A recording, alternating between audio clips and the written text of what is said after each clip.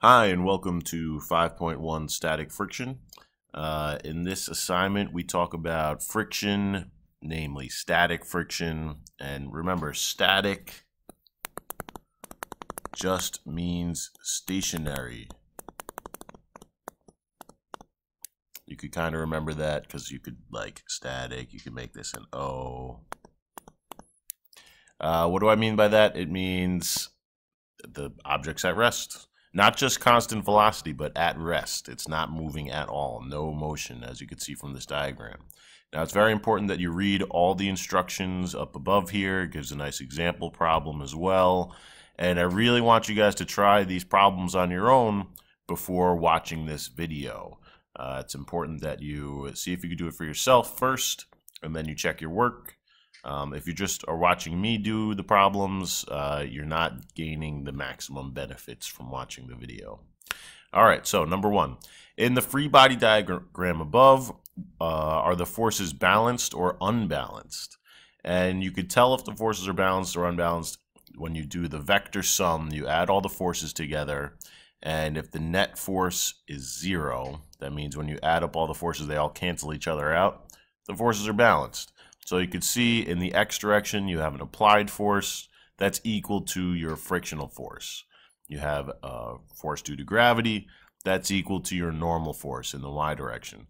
So all four of those cancel out, and the forces are balanced. And since the forces are balanced, it says in the free body diagram above, shown above, is the object accelerating? Well, if the forces are balanced, that means the net force is 0 newtons. And we know that the acceleration is directly proportional to the net force divided by the mass. That's Newton's second law. So if the net force is 0, the acceleration is also 0 meters per second squared. This thing is not accelerating. It's at rest. It's just staying there, not changing its velocity at all, because the forces are balanced. So, number 3. A stationary box is pushed towards the left, but not hard enough to get it moving. In what direction is the force of friction acting on the box? You could probably try doing this. Maybe if you have your calculator on your desk in front of you, it has those nice rubber pads to keep it stationary. You could give it a little bit of a push to the left, just a little bit, not enough to get it moving. So you know you're exerting a force to the left. Why isn't it going anywhere? This is your force applied. It's not going anywhere because there's an equal force of friction opposing that motion. Since you're not moving anywhere yet, it's technically static friction, and that's keeping you from accelerating. The forces are balanced. So if you're pushing it to the left, the frictional force opposes that motion or lack of motion, and it goes to the right. It always wants to go against either where you're moving or where you want to start moving. In this case, we weren't moving at all. All right, number 4. When a 25 Newton horizontal force is applied to a box on a horizontal tabletop, the box remains at rest. What is the force of static friction acting on the box? It's basically the same situation as above, but now they're telling you, okay, a horizontal force is applied to the table box. It doesn't say tabletop. It doesn't say if it's going to the left or to the right. So our force applied, our applied force is 25 newtons. It doesn't say if it's going to the right or left, but it does say it remains at rest. So that tells me that there's a frictional force opposing this motion, and they're balanced because it's not moving anywhere. So that frictional force is also 25 newtons.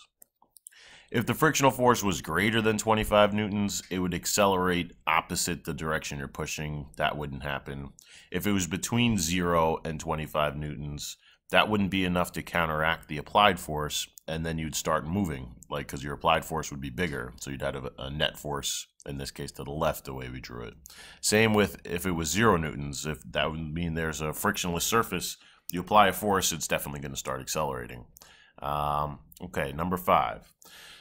A 400 Newton force is applied to a rubber block, which is initially at rest on dry asphalt. The rubber block weighs 490 newtons. So the letters say, what is the normal force? What is the maximum static friction? Is 400 Newton force enough to get the block moving? What is the static frictional force? If you're just glancing at this and you're not actually reading anything and you're not watching this video, you might be tempted to circle one of these answers because it looks like a multiple choice question. So that's why I wrote this note up top here. You could read that on your own. Hopefully somebody's reading it. Okay. A 400 Newton force is applied to the rubber block on dry asphalt. The rubber block weighs 490 newtons. So let's start by just writing a free body diagram, and then we'll draw in our givens and our unknowns. It has a weight of 490 newtons. So when I'm drawing my free body diagram, I kind of always start with FG because more times than not, you're on some kind of planet or moon. So you have a force due to gravity acting on you. Good place to start. It doesn't say you're accelerating up or down. It doesn't say you're on an inclined plane. And you're applying a force. We can assume it's horizontal. So the normal force in this case is equal to the weight. Now technically FG is going to be negative when we plug it in our formulas. But for the free body diagram, since we're using the arrows to show direction, we don't have to technically call it negative. Now you're applying a force of 400 newtons. So how did we do it up top here? We made our force going to the right, our applied force. So let's do the same thing. FA equals 400 newtons.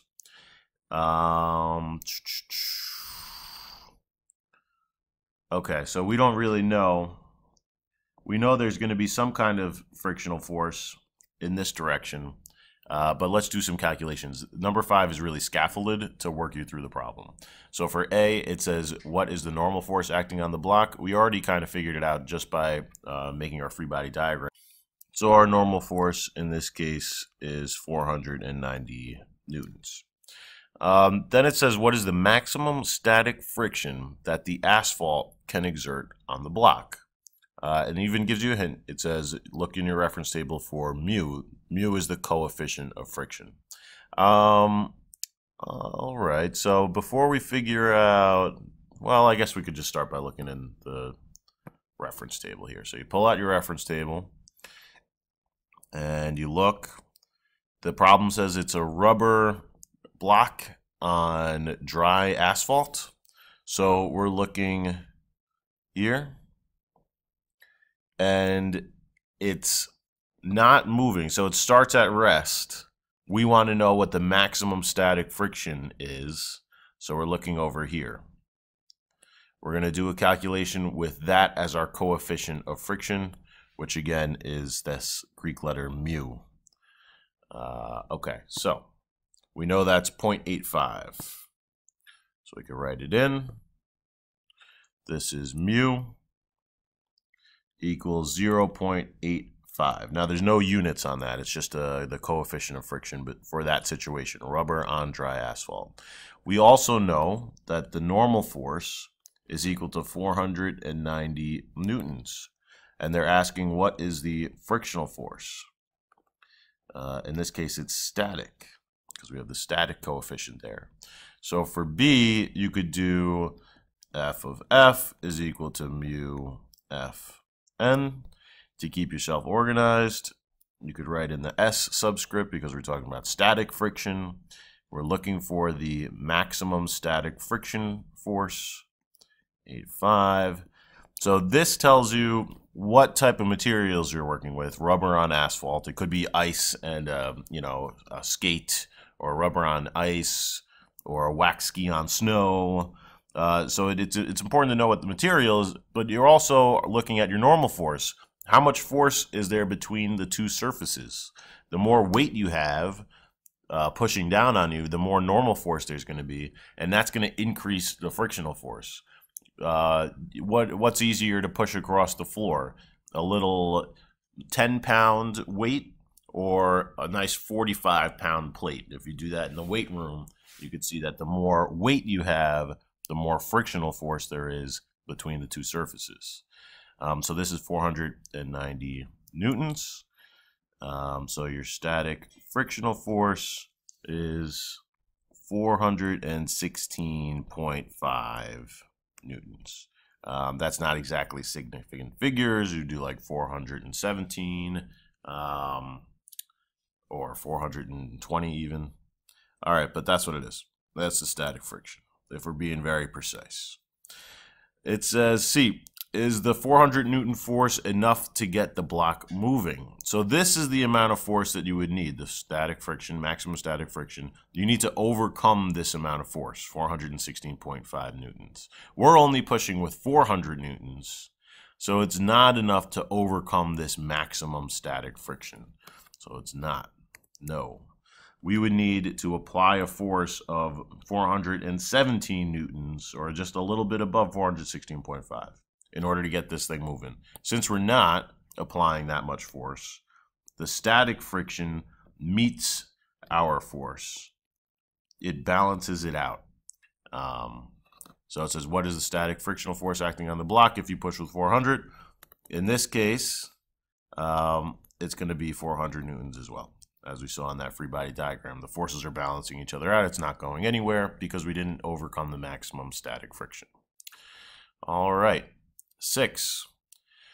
A 400 Newton force is applied to a 50 kilogram steel block, which is initially at rest on a steel table. What is the weight of the block? What is the normal force, maximum static friction, and is it enough to get it moving?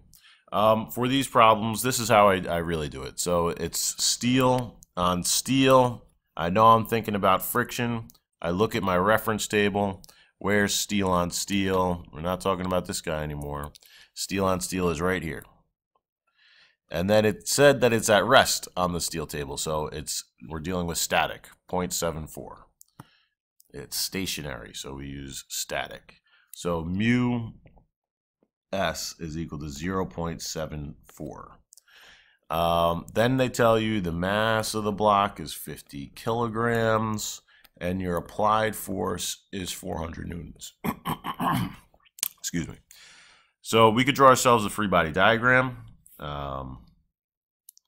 FG, Fn, normal force. Fa for applied force, and then your opposing frictional force. And then we'll answer the question. It says, what is Fg? So Fg is equal to m times g. Fg is equal to 50 times 9.8. We want to make sure we write g is equal to negative 9.8 meters per second squared on the side. Technically, this would be negative because the force of gravity is going down. So you get a weight of negative 490 newtons. So this is 490 newtons going down. In this case, the normal force is equal to the weight.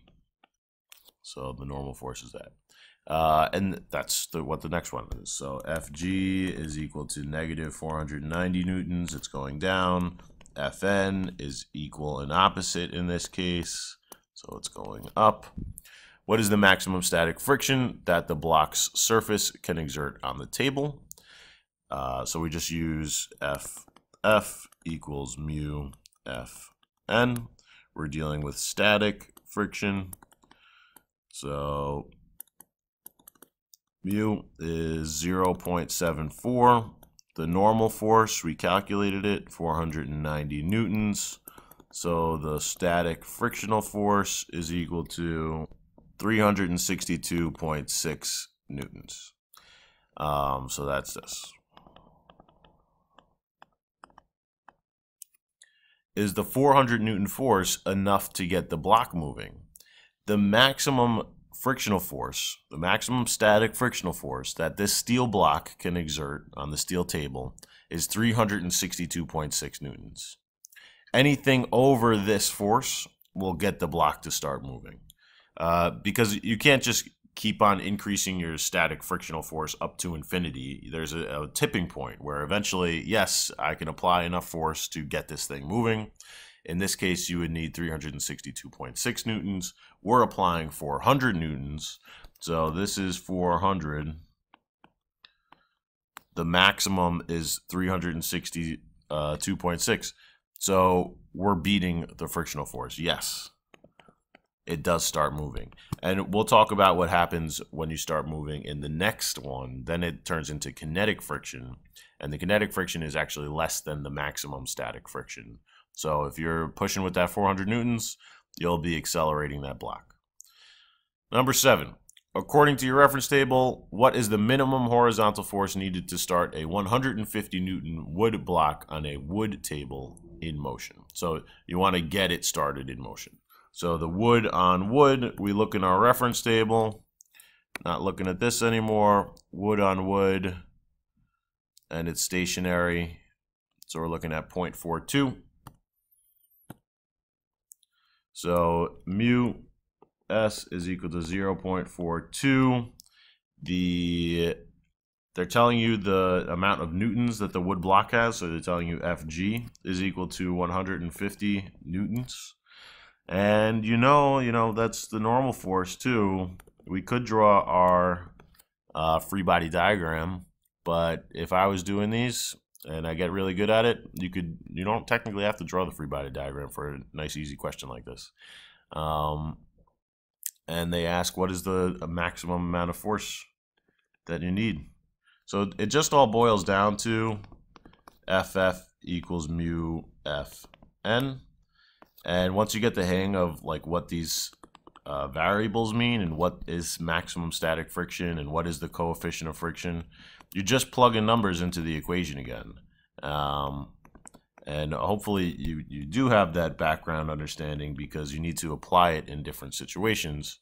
You do the multiplication and you get 63 newtons. So you need to apply more than 63 newtons to get it to start moving. Then 8 says, what is the minimum horizontal force needed to start moving a 150 kilogram copper block across a steel table? Hint, you need to calculate the normal force first. See, that's a good hint, because it looks like it's an almost identical problem. In number 7, they tell you it's 150 newtons. It looks similar, but it's different. What's the difference there? That's right, the units. Here in number 7, they're giving you the weight, Fg. In number 8, they're giving you the mass. So now the mass is equal to 150 kilograms. It's a copper block on a steel table. So copper on steel, that's going to be this guy, 0.53. We're at rest, 0.53. Okay. Mu S equals 0.53. They're asking what's the horizontal force needed to start it. So basically they're asking what is the maximum static frictional force that can occur between these two surfaces. And before we do that, because we want to do FF equals mu Fn, right? We're looking for FF. Copper on steel, nice and easy. They tell you, okay, 0.53, look in your reference table. But what is Fn? It's not 150, that's the mass. So you have to figure out what the weight is. Fg is equal to mg.